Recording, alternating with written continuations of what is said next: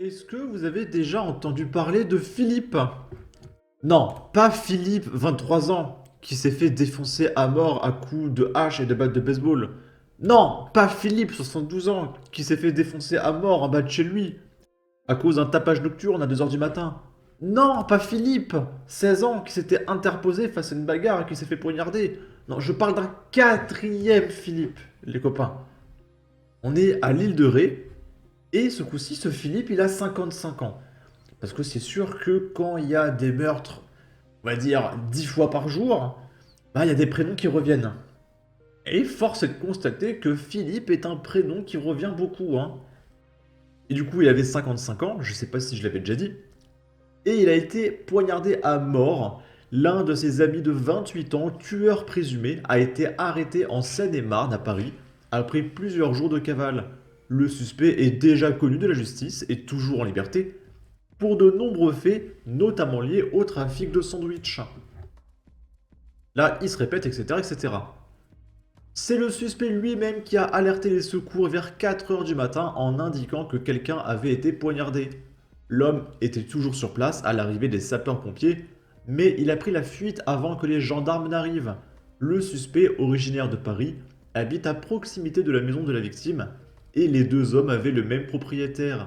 Ils étaient amis, a indiqué le procureur de la République, Arnaud Larez. La victime, tuée de 3 coups de couteau profond à l'abdomen. Le défunt, installé sur l'île de Ré depuis une vingtaine d'années, était père de 2 filles, maintenant orphelines, et avait un casier judiciaire vierge. Le suspect est quant à lui déjà connu de la justice pour de nombreux faits, notamment liés au trafic de sandwich, a souligné le magistrat. L'autopsie a montré que le père de famille a reçu 3 coups de poignard profond à l'abdomen qui ont touché l'aorte. La victime était en état d'ébriété au moment où elle a été tuée. Pour l'heure, les motivations du suspect restent inconnues. Les investigations se poursuivent et le tueur présumé devrait être déféré en vue de sa mise en examen samedi, au terme de sa garde à vue. L'enquête a été ouverte des chefs de meurtre et trafic de sandwich. Ok, le profil habituel. Bah, pour le coup, on connaît pas le profil, hein, si ce n'est que le mec est déjà connu des forces de police. Ok. Et du coup, la gauche, face à cette ultra-violence quotidienne, est-ce qu'elle va réagir? Et oui, ils ont réagi, les copains. Regardez. Paris. Stanislas Rigaud, président de Génération Zemmour, a été agressé en pleine rue. Parce qu'on en a marre de l'extrême droite, qui font au moins 0 victime par an, c'est insupportable, d'accord? Donc il faut les défoncer tous les jours dès que vous voyez un Reconquête, ou un Rassemblement National, ou un LR, ou un LREM. De toute façon, tout ce qui n'est pas Jean-Luc Mélenchon, on peut aller le défoncer. D'accord? Stanislas Rigaud, président de Génération Zemmour, a été agressé dans le 14e arrondissement de Paris.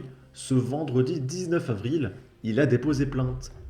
Stanislas Rigaud, président de Génération Zemmour, le mouvement des jeunes du parti Reconquête, d'Éric Zemmour, a été agressé après avoir été reconnu dans la rue du 14e arrondissement de Paris ce vendredi 19 avril au soir, selon nos informations.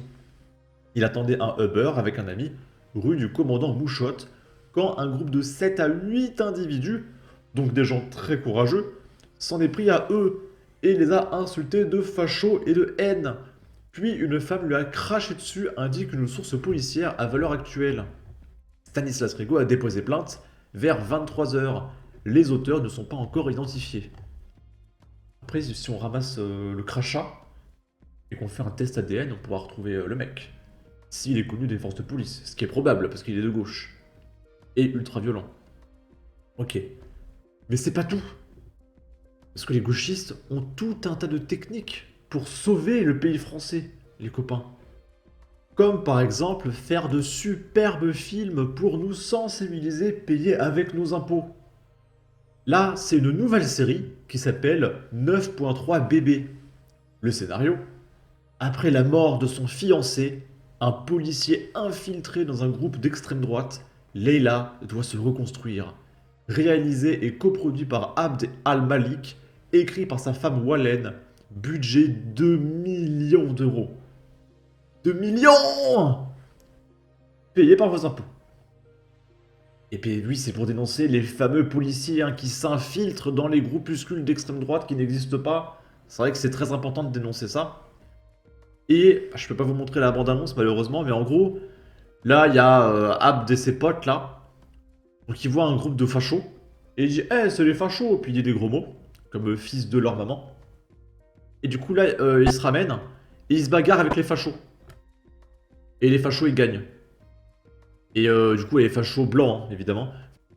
Et du coup, bah, face à cette extrême violence, Abd il doit se reconstruire.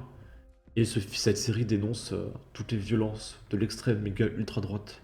D'accord. Parce que c'est connu hein, qu'en France, ce sont les droitards qui sont violents. Pas les gauchistes qui agressent Stanislas, etc. D'accord. Et pour finir, on va voir comment le gouvernement Macron réagit pour sauver le pays de cette insécurité. Donc là, c'est l'ex-député LREM Siracilla qui est condamnée. Elle est condamnée pour harcèlement moral et travail dissimulé. Oh, bah alors, on fait de l'esclavagisme? C'est vrai qu'on n'était pas au courant. C'est vrai que pourquoi les dirigeants apportent massivement des esclaves venus d'Afrique?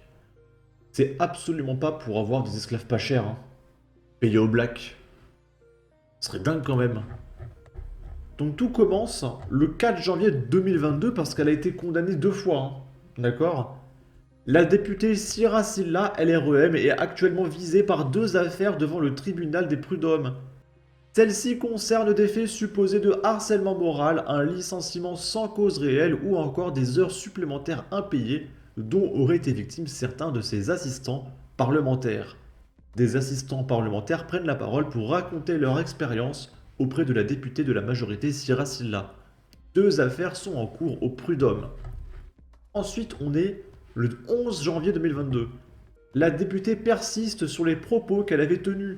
Je note que cette initiative intervient alors que les élections approchent. Plus que des ragots, il s'agit ici de véritables attaques personnelles mûrement réfléchies et préparées, indique la députée qui sous-entend que les personnes interrogées par le journal auraient imaginé un complot.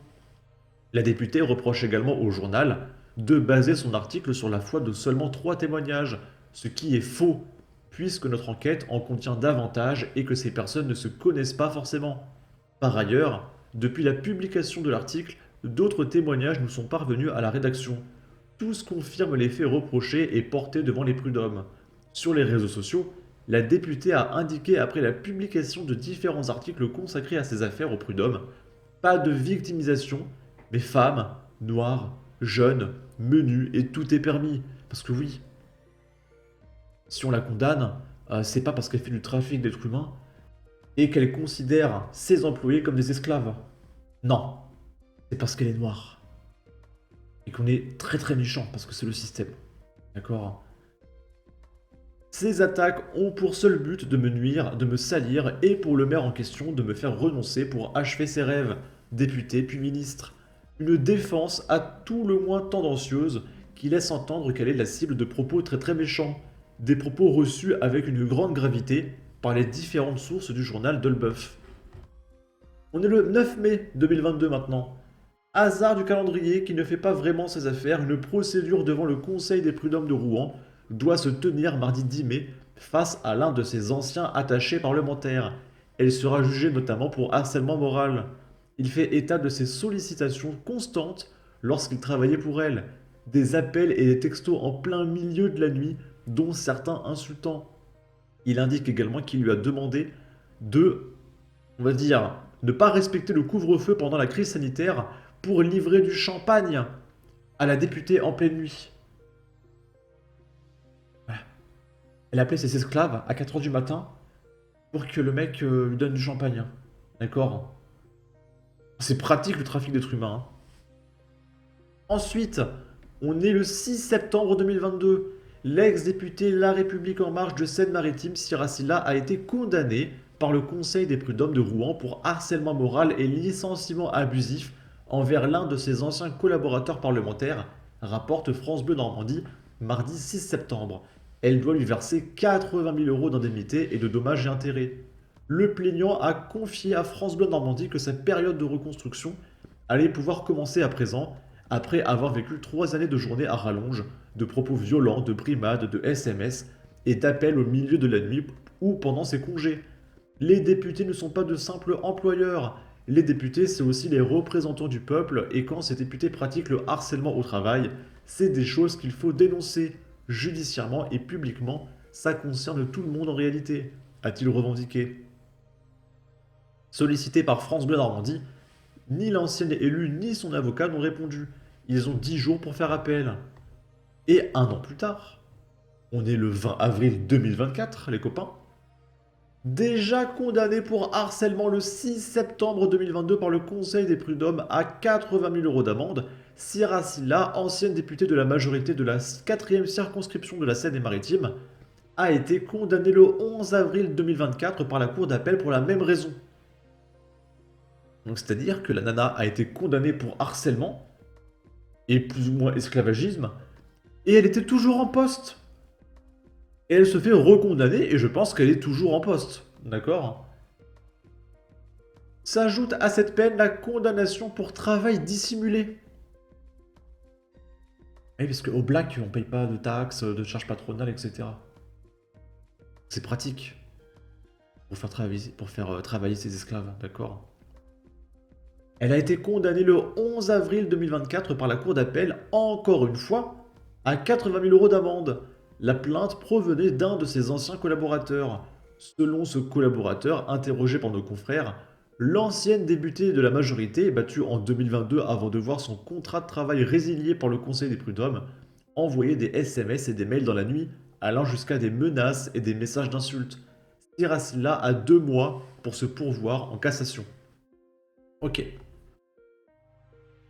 Mais, n'oubliez pas, le problème et la violence, elle vient de l'extrême méga giga ultra droite. D'accord? Pas de Macron qui fait du trafic d'êtres humains, pas de la gauche qui violente tous leurs adversaires politiques, qui finance des films payés par nos impôts, etc. etc. Non, la violence, c'est la droite. Ok? En tout cas, n'hésitez pas à donner votre avis, votre opinion, à partager, liker, commenter, ça aidera au référencement de la vidéo sur YouTube. Abonnez-vous, suivez-moi sur Twitter, et à la prochaine pour de futures vidéos. Ciao!